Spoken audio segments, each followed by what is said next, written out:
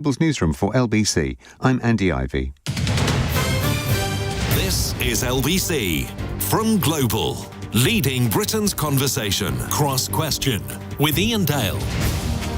Hello, very good evening. It's 8:02 on LBC. I'm Iain Dale. Welcome to Cross Question. Joining me for the next hour to take your questions are Dame Andrea Leadsom, Conservative MP for South Northamptonshire, former Cabinet Minister.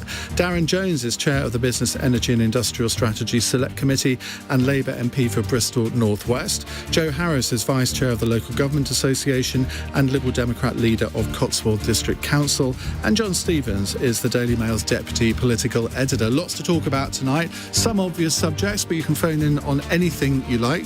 You can give us a break from the subjects that you're expecting to hear about if you like. 0345 6060 973. And if you'd like to watch us as well as listen to us, you can do so on Global Player. Call 0345 6060 973. Tweet at LBC. Text 84850. Cross Question with Iain Dale. This is LBC. Well, welcome to everyone. Let's go to our first caller. It's Susan in Harrogate. Hello, Susan.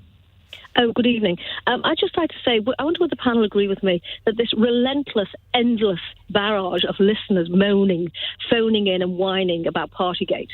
I listened to the great Nick Ferrari and the awful public school boy, miserable James May, and James, whatever his name is. I can't even be bothered to remember his second name. He's dreadful. But they're all banging on, all whining. If they want to see corrupt politicians, look to the continent. I lived in Portugal for 20 years. Chancellor Cole, I think, went to jail. Sarkozy's the same, on his way, or should be there. Look at the Italian politicians. That's corrupt. They believe me, they do far more than have a bun or a glass of wine. So I think these losers, I use the word because, I mean losers who keep ringing in and whining and banging on. I wonder how they would stack up. How they would stack up to the integrity test themselves. So that's what I would ask the panel. It's just gone on long enough, hasn't it? OK. Well, I should make clear, of course, that James O'Brien, who you're referring to, is a fantastic presenter. He's got the highest listeners on LBC, so he must be doing something right, Susan. Let's go to John Stevens first of all. Is this all overblown, John, that we've all got it wrong, that we're talking about it, but nobody's interested in it? I think tomorrow's going to be really difficult for Boris Johnson. I think a lot of members of the public are sick and tired of hearing this. They feel like it's been going on forever, and it has been going on since last December when these stories first started coming out. But I think it's going to be really hard for the Prime Minister tomorrow when you have this report from Sue Gray setting out all the details of what went on at all of these events in Downing Street and Whitehall, potentially including pictures. I think people will be able to compare what was going on there to what they were doing at home, and a lot of us were just sat at home not doing very much at the same time. I think another thing that's quite tricky for the Prime Minister is a lot of the people who are angry are people who were impacted by this, people who weren't able to attend funerals because of the COVID restrictions. And when you speak to some of Andrea's colleagues, a lot of them say when they knock on doors, you hear from people that they are sick and tired of this, that they don't want to hear any more about it. But other people are very cross. And your paper didn't splash on the front page with it today. Every other newspaper did. Why was that? I know it's above your pay grade, you're going to say, but... I wasn't going to say that. I think you look at different stories. We have splashed on it in different days. I imagine that tomorrow we might splash on it. I'm not sure. I think probably once you have the Sue Gray report with the full details, you will probably see that on the front page. But what I was going to say was a lot of people who are angry, including Tory voters, they're not just angry about the parties, they're angry thinking that Boris Johnson hasn't told the truth on this, and I think that makes people really cross. Jo Harris. Yeah, I think it's people are sick of it, to be honest. It's a bit like Brexit. It's very polarised on both sides, it would appear. But I think the key point is around public confidence. Do the public still have confidence in Boris Johnson? And that ultimately, I think, will be a judgment for Conservative MPs like Andrea to make that judgment over the next. It's actually more important tomorrow whether Conservative indeed. MPs have confidence in him, isn't it? Absolutely right, Ian. And I think the next week will be quite a telling time for the Prime Minister, and I hope we'll get a resolution. And it is interesting because there were lots of Conservative MPs making a lot of noise when this first kicked off. If you remember back a few years ago, and I remember talking to my local MP, and his marker was, well, if the local elections are bad, then it could be game up. We've had the local elections; they were pretty bad for the government, for the Conservatives. So yeah, it's going to be a big week for Boris Johnson. Do the Conservative members of Parliament have confidence in him? And are they confident that he can lead the country into an election and win? That's the critical thing. I think at this stage, that probably looks quite unlikely, both looking at the polls and the reception that a lot of us are getting on the doorstep. And those two by-elections are going to be really crucial. Susan Harrogate says, is this Partygate thing overblown? Joe says it's all about confidence. Just approach those two issues, Andrea. I think John was right, actually, that when you knock on doors, I will be amazed. Some people say, just leave him alone, just get on with it. There's more important things to worry about. Lots of people had a drink, etc. And then there are other people who are absolutely spitting blood about it still, and who are writing to me regularly. So have you decided what you're doing yet? And ultimately, tomorrow is an important day because the Metropolitan Police have finished their review. Tomorrow, hopefully, we get the Sue Gray report in full. And from all accounts, it will really set out the whole story. That's going to be very important to give a lot of people closure, and of course for MPs to make up their minds. But I must say, I do think the Prime Minister, in making a very full apology and taking responsibility for what went on his watch, and of course he did commission this independent report, and he will do a press conference when it comes out. So all of those things, I think, demonstrates that he does want to get it all out in the open, and then he will be hoping The Times alleges that he asked Sue Gray not to publish it. Well, no, I've obviously, as you would expect, I've done my digging beforehand, and that is simply not the case. There was a meeting, which was a procedural meeting arranged by their two offices to just discuss the procedure, but there was no discussion about the content of the report at all. So he definitively did not ask her not to publish it on the basis that everything is out there because of the Metropolitan Police inquiry. That is absolutely what I have been told, is that it was simply a procedural previously sort of planned to take place close to publication, just to go through the procedures for that, yes. Wouldn't you, if you had been the Prime Minister, would you not have left that to your underlings to do rather than you have a meeting yourself with Sue Gray? The trouble is, you could say that certainly now because of the commotion it's caused, but actually at the time I don't suppose anybody thought it would cause that level of commotion because it was a procedural sort of arranged by their two offices. But yes, I'm sure, there's a lot of things in hindsight you think, I wish we'd handled that differently, but at the time I just don't think people expect necessarily the sort of level of anxiety it causes. Do you think it's been overblown, the whole thing? I think it is beauty's in the eyes of the beholder, isn't it? There are some people who think let's just move on. The Prime Minister clearly had a fixed penalty notice for a birthday party that he was not aware of in advance, and he, it was a surprise, so by definition he didn't organise it, and that is it according to the police report. They've finished their review and we'll see what Sue Gray says. So in that sense, I sincerely hope that tomorrow we can put it behind us and move on, because I do think there's an awful lot of things that people are absolutely highly concerned about, like the cost of living, for example, and I think those things aren't getting enough airtime and should be able to get more bandwidth in the media. Darren Jones. Look, there's an obvious frustration and anger amongst the public about the rule breaking and the behaviour. But I think the deeper anger and frustration is that it symbolises a government that's distracted from actually leading on the issues the British people want them to lead on and fix in the country. And this is now continuing on and on and on, whilst energy bills are going up, national insurance has gone up, cost of living has gone up. And people want a government that is competent and able to deal with those issues.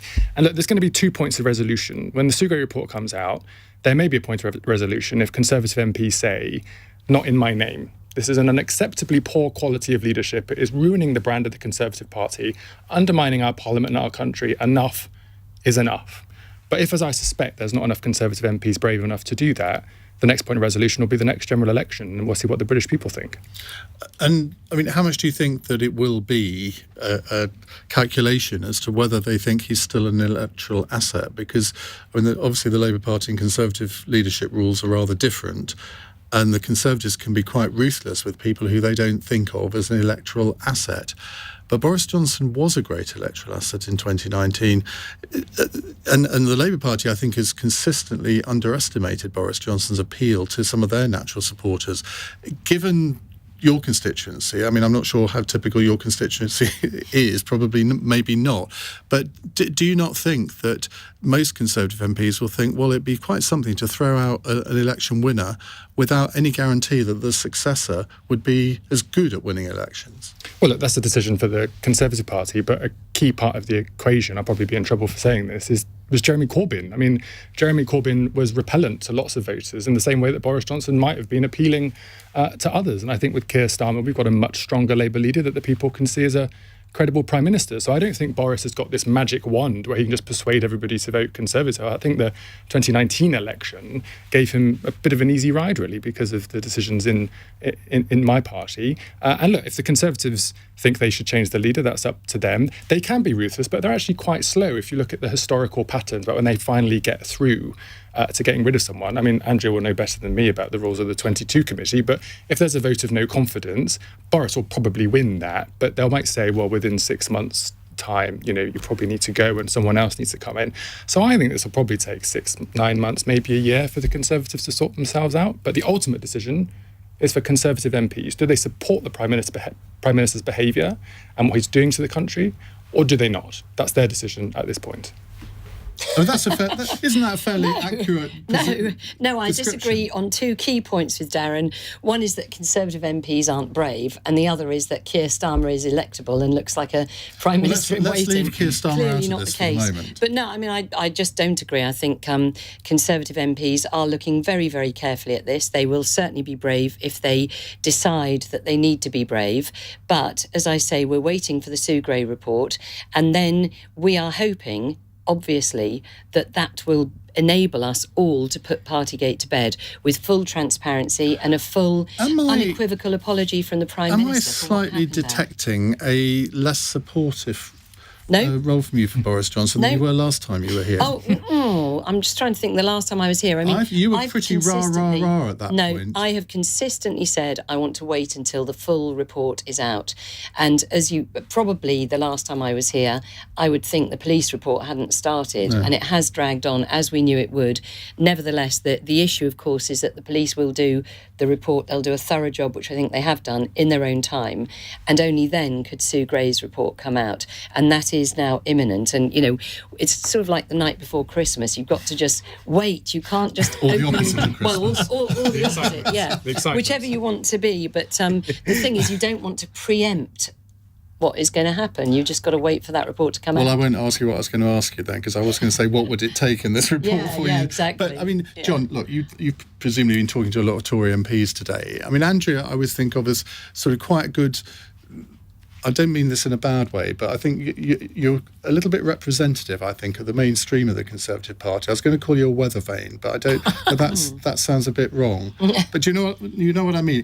Is what Andrea said there representative of most other Conservative MPs, that they're just waiting to see, and they're not coming out and saying, "Yeah, I'm going to support Boris, whatever happens," or there are one or two that would oppose him, whatever the report says. But where's the mainstream of the Conservative Party? I think my inkling would be that tomorrow you see most Tory MPs say that they're fine with what Boris Johnson says and they want to move on. I think tomorrow's going to be a big day of apologies. You've got Boris Johnson, once the report comes out, he's going to address Parliament, then he's going to do a press conference at some point in the afternoon and then have his regular audience with the Queen. So you'll probably see an apology to MPs, an apology to the public and an apology to the Queen.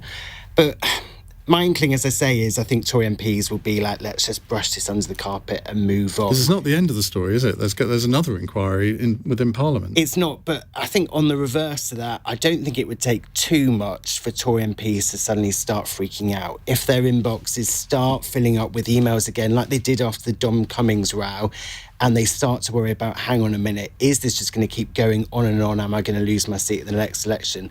I think that will cause some of them to rethink. John says, what you people don't seem to understand is that breaking the rules wasn't the worst crime in the world, but he lied and we don't trust him. Trust him to lead our country. 0345 6060 973 if you'd like to put a question to our panel on this or any other subject. It's 17 minutes past 8. This is LBC.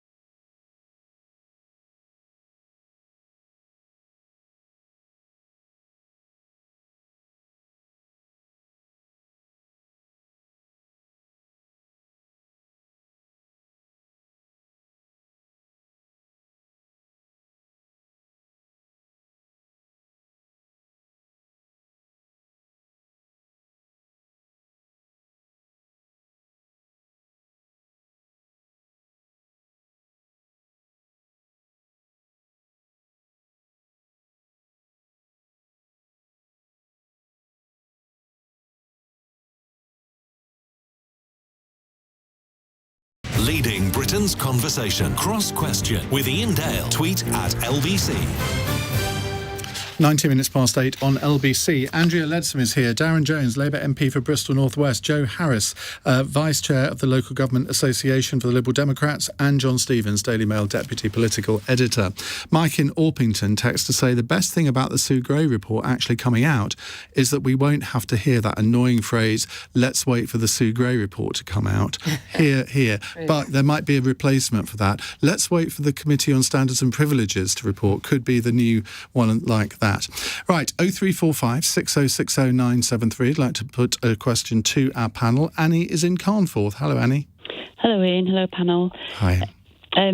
Well, me and my partner are both disabled pensioners, and in April, our state pensions and our disability benefits only went up by 3.1%, whereas inflation at the moment, I think, is about 9.2%, and maybe going to go up further. I wanted to ask the panel, do they think that both the state pension and all benefits should go up in line with inflation?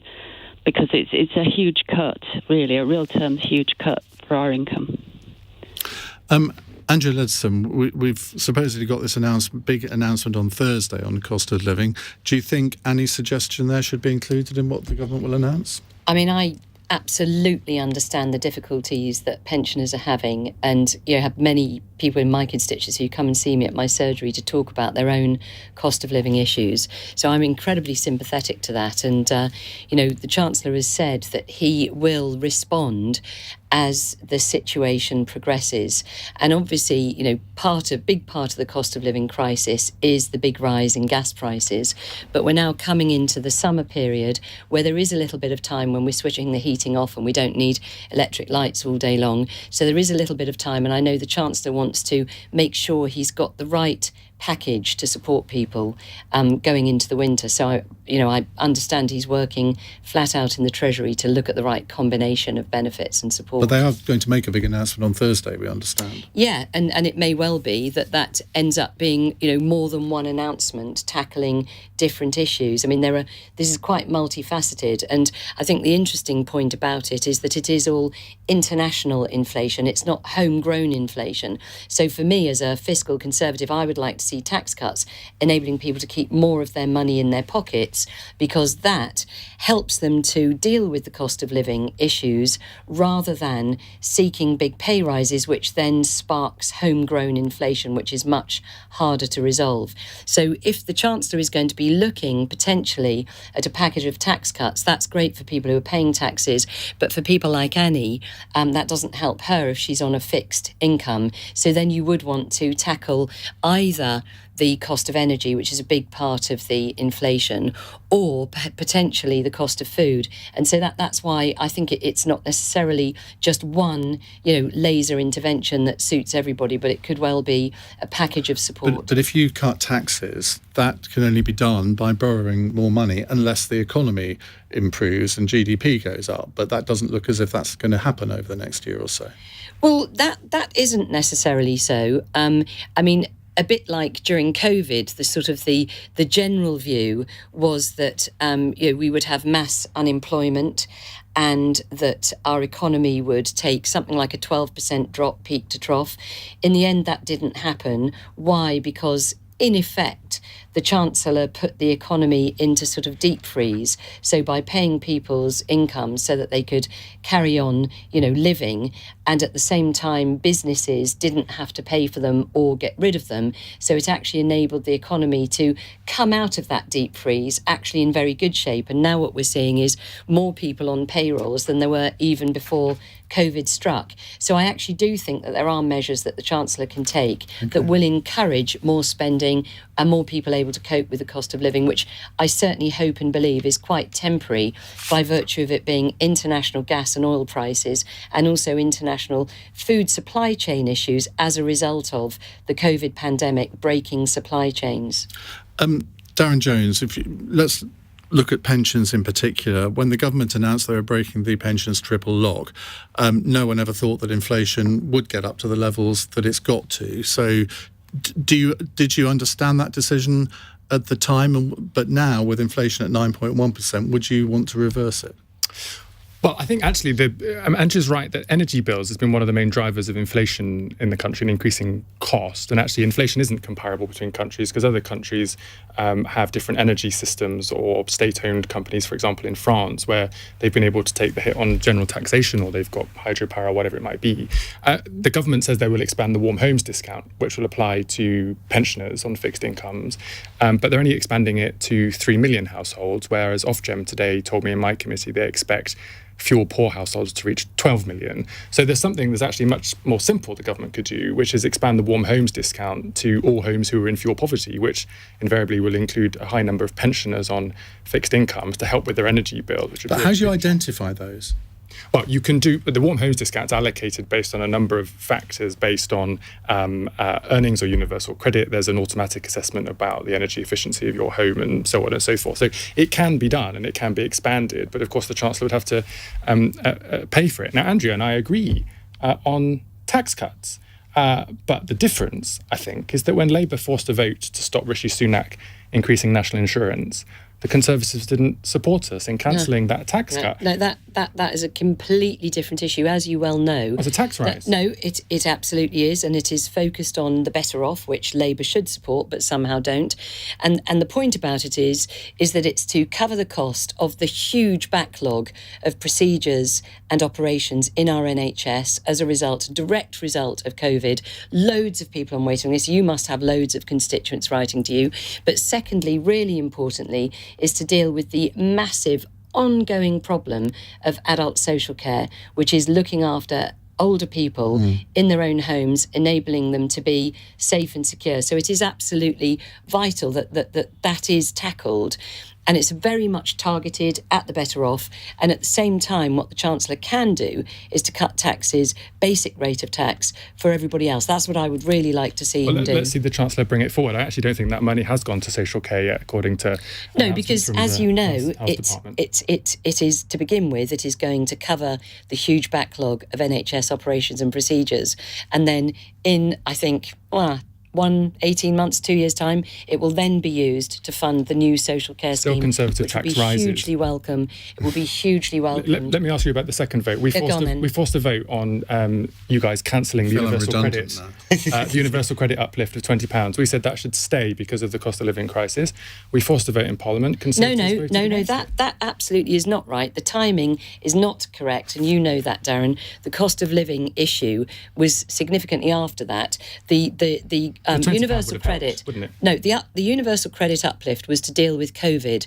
COVID ended, and it is right that the universal credit uplift ended. But at the same time, what the government did was to change the taper to enable people to work more hours in a week and keep more of their earnings. So it actually helped those who are working. And actually it was an incentive because of the fact that we have many jobs. We now actually, for the first time in however many years, many years, we have more people, we have more jobs than we have people looking for work. And that is something to celebrate. So you actually want to encourage people to be in work, and universal credit supports that and helps them to manage their budgets. I don't want anyone to forget that Joe and John are still with us. So let's go to Joe Harris on this.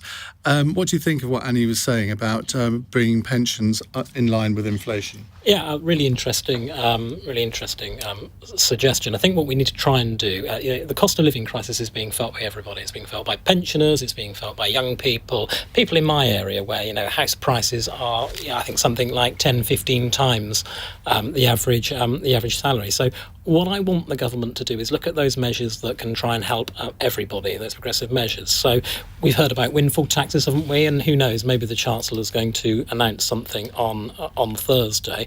Looks like the opposition to that might be softening. But I also think Sir Ed Davey announced that actually a temporary cut to VAT from 20% to 17.5 could be a way of saving families around £600 a year. It's cash back in the pockets of people that that really need the money. I think the point that I'd make, and I see it every day in my own community and the council that I lead, is that after 10, 15 years now really of austerity, the infrastructure to help support people which your party hardship. Supported, we should remind people back in the coalition. That's a fair challenge, but a lot of the support, like the Citizens Advice Bureau, other organisations like that help provide financial assistance and that sort of thing. A lot of the grant funding for those that councils used to give them has dried up because we've seen cuts to council budgets over the last decade or so. So I think we need to try and find solutions that can try and help everybody because we're all in this cost of living crisis. So I think a windfall tax and a cut to VAT could be a good short-term measure. And the cuts to council budgets, you're absolutely right, have happened. But I think I'm right in saying that throughout the coalition years, it was a Liberal Democrat who was the local government minister imposing these cuts. So it's a bit rich to criticise now, isn't it? Yeah, but to be fair to the coalition, cash was given to councils to help freeze council tax. So there were measures there. But you're right. I'm not going to sit here and say under the coalition everything was rosy and things were great for local councils because they weren't. But there were, I think to stick up for the Lib Dems in government, there were measures in place to help support councils. We need long-term funding settlement for local government, which has been delayed because of Partygate and Brexit and all of these issues. So can we get back to governing? Well, there's actually good news coming on this. Every day, Number 10 does a lobby briefing for journalists in Parliament. And one of the questions they were asked today was about the pensions triple lock. And we remember that was obviously suspended. So it meant in April, people didn't get a rise in line with inflation. Number 10 is saying that next April, the pensions triple lock will be back. So it will be in line inflation. But obviously, if you're a pensioner on a fixed income at the moment, then that is 11 months away. That's not going to help you now. And I think that's why it's so important that the government sets out on Thursday. What exactly is it going to do now to help people who are genuinely struggling? So, Annie, I'm afraid it's jammed tomorrow for you. Well, it may not be. We don't know what is going to be announced on Thursday. Do we know if it's going to be the Chancellor announcing something or the Prime Minister or who? Well, I imagine if it's lots of cash, there'll be a row going on behind the scenes about who exactly gets to take a row. I it. can't believe that. Annie, thank you very much for your question. More questions in a moment. 0345 6060 973. And while we're listening to the these headlines. Our panel can think on this from John in Lewisham. Can the panel each name a government department or public body that is well managed and provides good value to the taxpayer? You've got about 3 minutes. It's 8:31 on LBC News Headlines with Andy Ivy. From October, households may have to pay as much as £830 more a year for their gas and electricity.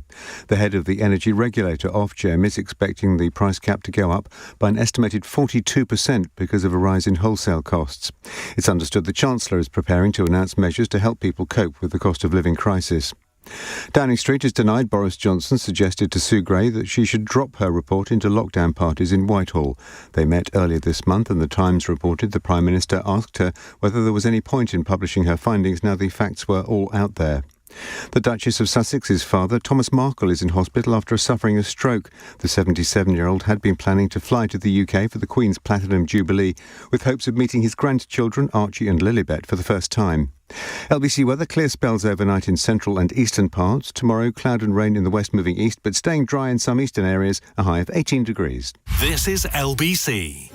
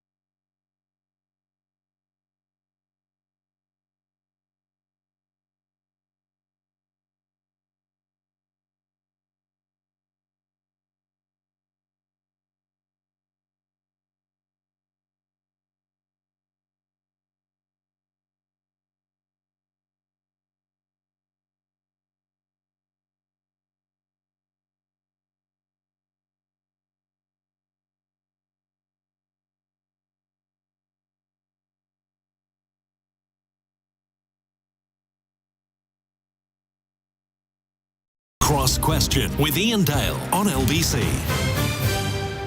8:35 on LBC. Andrea Leadsom, Darren Jones, Joe Harris and John Stevens with me answering your questions.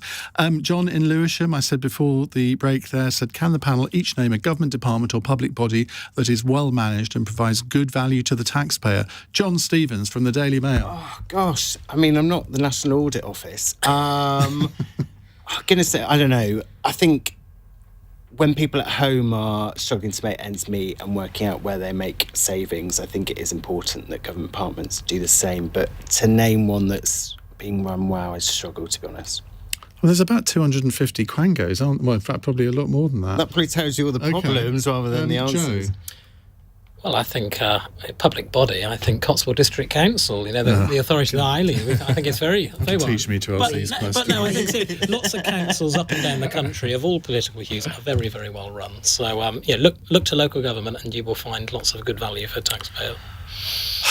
Andrea? Well, I dare not say anyone, because the constituent who last wrote to me complaining about it will just have, a rant. So I'm just going to say the Department for Energy and Climate Change, which I was the proud energy minister for in 2015, and So it doesn't it's all exist down to anymore. you. Well, it was going well, I thought. We signed the Paris Climate Accord. We introduced, we got all the offshore wind. Come on, let me Right, rant Darren, about- please don't let me down. Well, I'm going to, in line with the Department for Energy and Climate Change, give a shout out to the Climate Change Committee, which has about, I think, only 35 experts, but has mapped out all of the possible routes for our country to hit net zero by 2050, and they do it on a relatively small budget. So I think they do a pretty Well, John, I thought you asked a really good question. I do apologise for the lack of interesting answers from my panel there. Let's go to Michael in Ellesmere. Hello, Michael. Hi, everyone. My question is about the Rwanda deportation scheme. If an asylum seeker suffers death, injury, or from modern slavery after being transported by the government, will anyone be held accountable? Why do you think that will be a danger?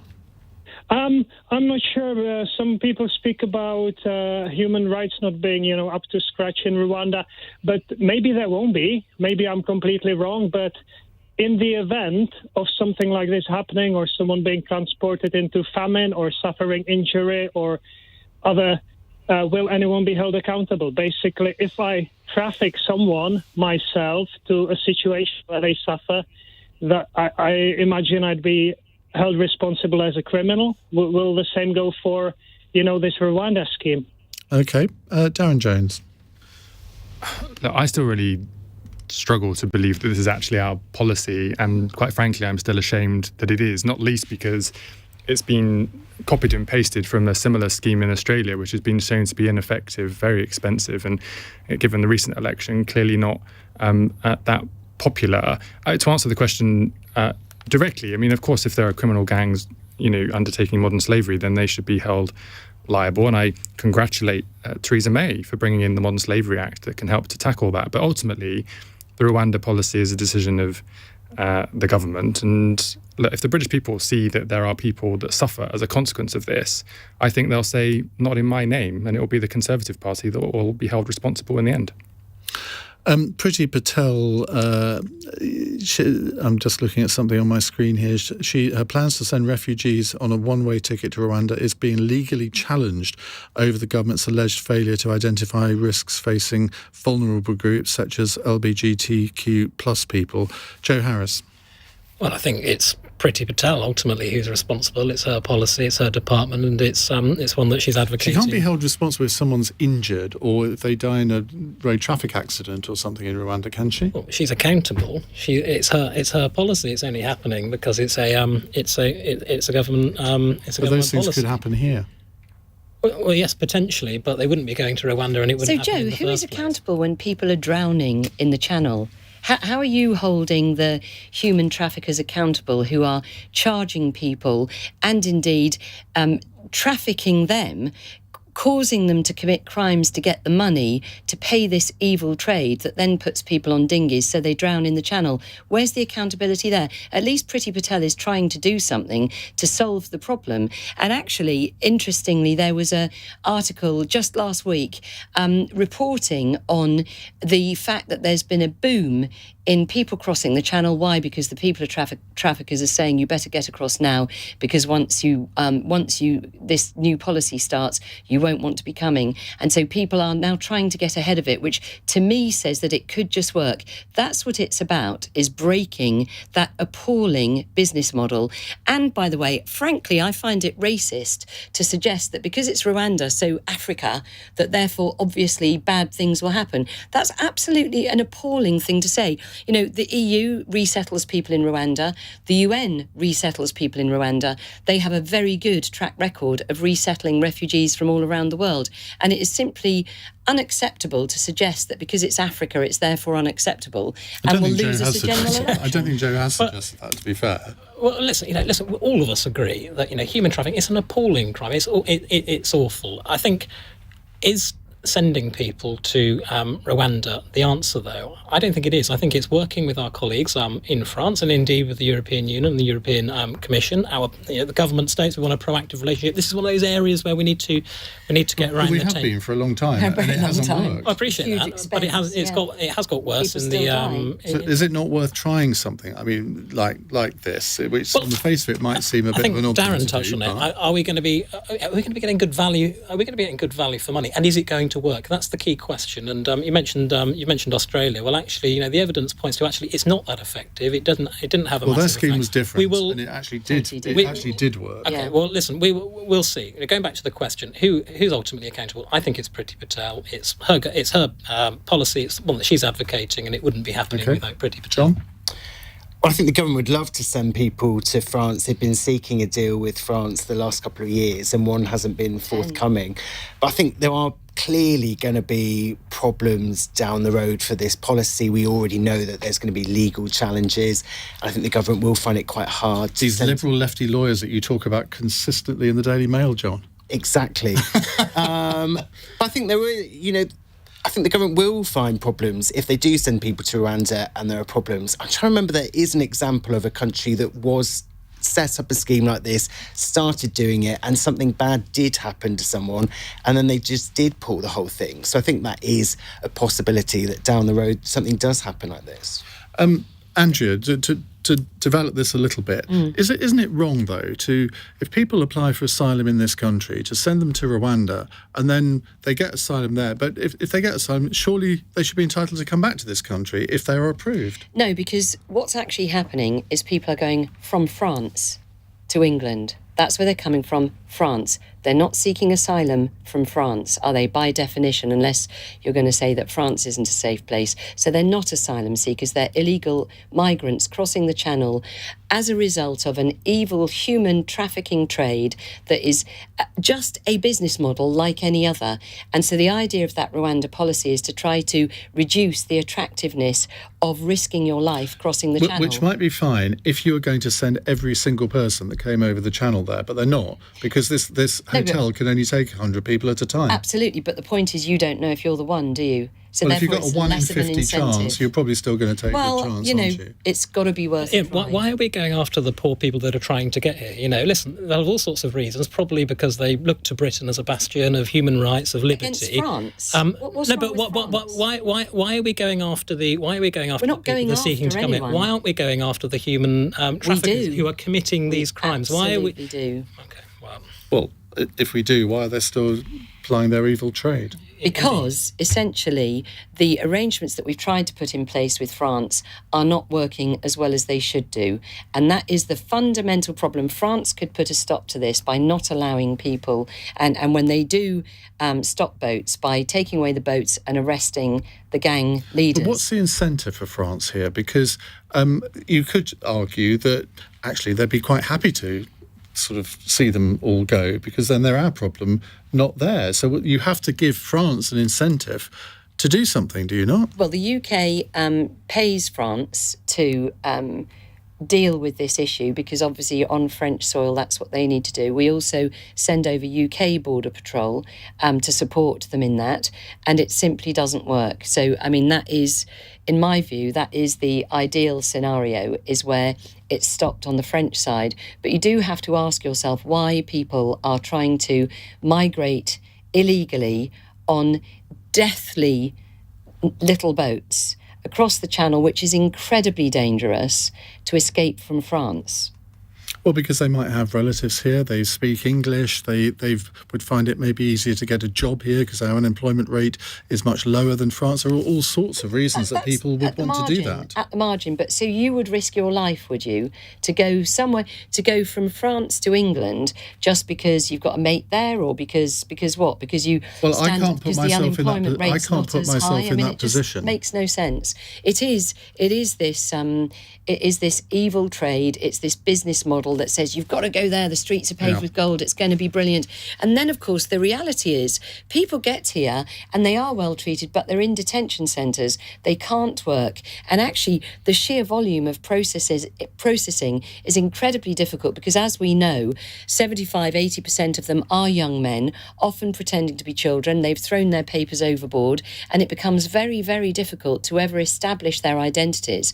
And then that becomes a security issue. So, I mean, it's a disastrous scenario that Pretty is bravely, I think, trying to find a solution to. Right, we are going to move on in just a second. We've got a question on the Select Committee report into what happened in Afghanistan last summer coming up in a moment.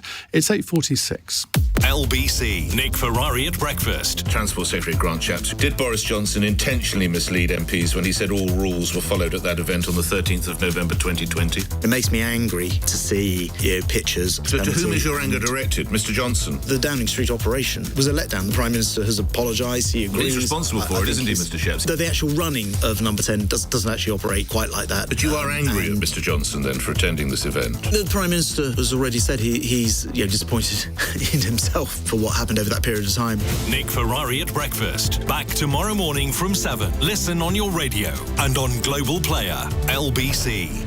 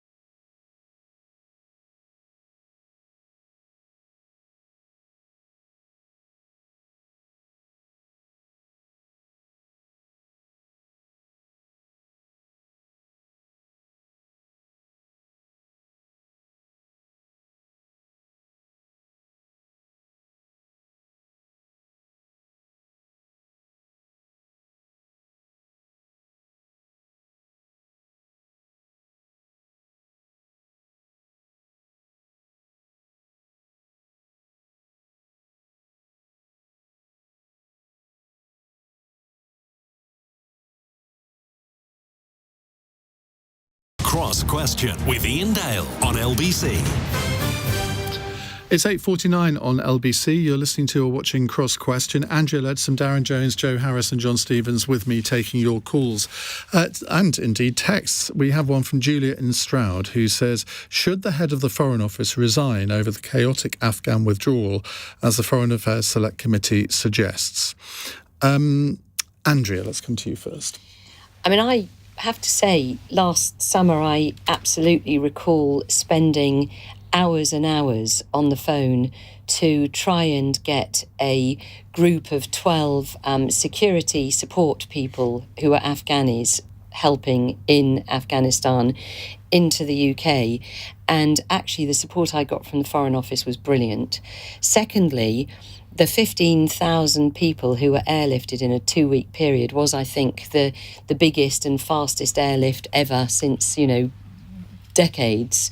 And obviously since then, we've also, since that airlift and since the sort of departure of US and UK troops from Afghanistan, I gather there's been around another 4,000 Afghanis who've been brought to the UK. So, I mean, I can only say as I find, I thought that it was a really determined effort. However, I did think it was appalling, the intelligence failure that led to the US believing that the Afghani government would sort of resist and that the Afghani army would be able to defend. And it is just shocking the speed at which it all went horribly wrong. And of course, now we're left with this horrific humanitarian disaster. The UK is providing, I think, something in the region of just under £300 million and is hosting a conference to try and ensure that we're helping as much as we can with this appalling goings on in Afghanistan. But I don't really, to be honest, I mean, I'm not an Afghan expert by any means, but I don't recognise what the Select Committee have said. Darren? I mean, look, I chair a Select Committee, so I see a lot of Select Committee reports, and this is probably the most damning Select Committee report that I've ever seen. And it's a unanimous report agreed by all members on a cross-party basis. Normally, the cross-party basis of Select Committees means they become less sharp, but this is concluded that the Select Committee has no confidence in the then Foreign Secretary Dominic Raab and the Permanent Secretary, which I can't remember the last time a Select Committee concluded that. And Select Committee work is based on evidence. It's not just, they haven't just come up with this idea themselves. And so, their concern around, the Foreign Secretary Dominic Raab at the time, was on holiday for a bit before he decided it was urgent enough to come back. The Permanent Secretary hadn't called everybody together, recognising the urgency. He didn't come back, even though he knew it was urgent. Exactly. And so the Select Committee understandably have said they have no confidence in them. But I honestly can't remember the last time a cross-party Select Committee, based on the evidence, have concluded no confidence in the Secretary of State and the Permanent Secretary. I mean, and so I can only conclude that the questioner is right in the implication that there should be consequences for that. David Lammy was talking to Andrew Marr earlier, and he said that he wasn't willing to condemn the Permanent Secretary because he was a civil servant, but the Select Committee have. I mean, they essentially have called on him to resign. Now, Dominic Raab, of course, is no longer in that job. He's now Justice Secretary. Do you think that given what you've seen in this committee report, that Sir Philip Barton should resign? Well, look, they wouldn't have come to that conclusion lightly. They would have had to have taken advice on it, understood parliamentary protocol and precedent, and they still came to that conclusion. Now, look, I wasn't in all of those evidence sessions, but I take the weight of a Select Committee report seriously, and if that's their conclusion, then there must be merit to it. John? The Select Committee report, as Darren says, was absolutely damning. It said that the evacuation from Afghanistan was a disaster and it was a betrayal. I think we have to remember the people whose lives were left at risk because of that. There were people who had served the British Army in Afghanistan as interpreters and done other work for the British Embassy in Afghanistan, and that's the reason why they were at risk from the Taliban. And in the months leading up to Kabul falling, instead of doing proper planning and preparation, speaking to neighbouring countries, making sure those people had routes out, Dominic Raab did none of that as Foreign Secretary in the months leading up to it. I think the 8 months until Kabul fell to Taliban, he made one phone call to a neighbouring country to discuss that. I think that is shameful and I think that is wrong. And you look at the response afterwards. I mean, at least Dominic Raab eventually did come back from his holiday in Crete. Sir Philip Barton stayed away for 11 days while young officials working in the Foreign Office struggled to be able to prioritise people for those flights. Yet it was amazing that we did manage to bring so many people home, but there wasn't a proper prioritisation. So those people who are most at risk managed to get those people on those flights. And I struggle to see how Liz Truss, who comes across as someone who's no nonsense, doesn't take any rubbish, is still allowing him to be the senior civil servant in her department. Who would, I mean, I don't know the system here. Would it be Liz Truss who said, sorry, you've got to go? I mean, who decides when the Permanent Secretary of a department has got to quit? Well, I mean, that, in the past, it would always be a discussion with number 10 and the Cabinet Secretary and so on under those circumstances. But again, I just don't agree with John that I don't think that's quite right. It wouldn't be, in my view, the permanent secretary who's deciding on the prioritisation. What it was, because I was literally trying to extract these dozen people, and it was a case of who can get to the airport for a particular, flights were coming back. It was a case of trying to get people so that every seat was used, and some people were unable to access the airport because there were roadblocks they couldn't get through them. But your experience, I don't think, is typical of MPs. I've spoken to many MPs from all parties who did not have the good experience that you had. They could not get through to the emails went up, and we know that the emails went unanswered. I think it's in the report as well. So I'm not sure how typical your experience was, Andrea. Joe? Yeah, I skimmed over it earlier today, and it's just picking out some of the sort of language used in the report and some of those phrases. Mismanagement of the evacuation likely cost hundreds of people the chance to leave Afghanistan and as a result their lives. Sir Philip Barton didn't return from leave until after the civilian evacuation. It's difficult to understand and impossible to excuse. It's damning stuff, and it highlights the failure of leadership, yes, both from Sir Philip Barton, but also from Boris Johnson, the Prime Minister, and Dominic Raab, who weren't in the country. I think the other point that I'd make is actually, again, being in local government, we're seeing the shambles continue. We've still got nearly 10,000 Afghan refugees in temporary accommodation across the UK. A lot of these people served alongside our troops, and the MOD themselves have 8,700 homes empty across the UK. That's about 18% of their housing stock. We did a Freedom of Information request recently. So, we have to get a grip with the issue that we've got at the minute as well, because it continues to rumble on. How many Afghans have you got in your area? So we are in Gloucestershire. I can't remember the figure, but I can't remember the figure off the top of my head. But it is it's a considerable number based on the population of our area. With the Ukrainian refugees, they are being allowed to work, and you think, well, what if they can? Surely the Afghans could as well. Yeah, absolutely right. So we need. I hope Afghans aren't being prevented from working. They are. They're being prevented from. In my constituency, we have a class full of Afghan students, and parents with teaching qualifications, Afghan parents, are being brought in to help teach them, to sort of act as translators and interpret the lessons for them. I don't think that if you're an Afghan refugee, until you've been processed, I don't think you can get a job in the sense that in the same way that Ukrainians We've got can. Thousands in temporary hotel accommodation, and it was similar with the Syrian scheme. So 2 examples, Syria and Afghanistan, that I hope the government have learnt the lesson with the Ukraine. They can learn lessons with respect to the Ukraine scheme, but we have to get it sorted. Well, I think there have been significant improvements with the Ukraine scheme. In my area, there's lots of families who are hosting Ukrainians, including myself, and they're absolutely able to access school, work, driving, all of the normal day-to-day living that you would expect. So whether that's as a direct result of the experience of the Afghans, I don't know, but it's certainly a good experience for Ukrainians. Which reminds me, we need to get the Minister for Refugees back on the programme, because he came on a few weeks ago and promised to come back, and he hasn't yet. Seeing him on Friday. Are you? Put in a word. Thank you very much. Right, final fun question at the end. You'll all be relieved tonight. From Tom in Borough. A man in Leicestershire climbed into a sewer after seeing a duckling fall down a manhole. Which animal would you save from down the drain? I have actually got the pictures in front of me, which you can all see, but obviously people at home can't. John Stevens, which animal would you save from down a drain? Well, the easy answer. Would you fit in a drain? Thanks. I wasn't expecting that.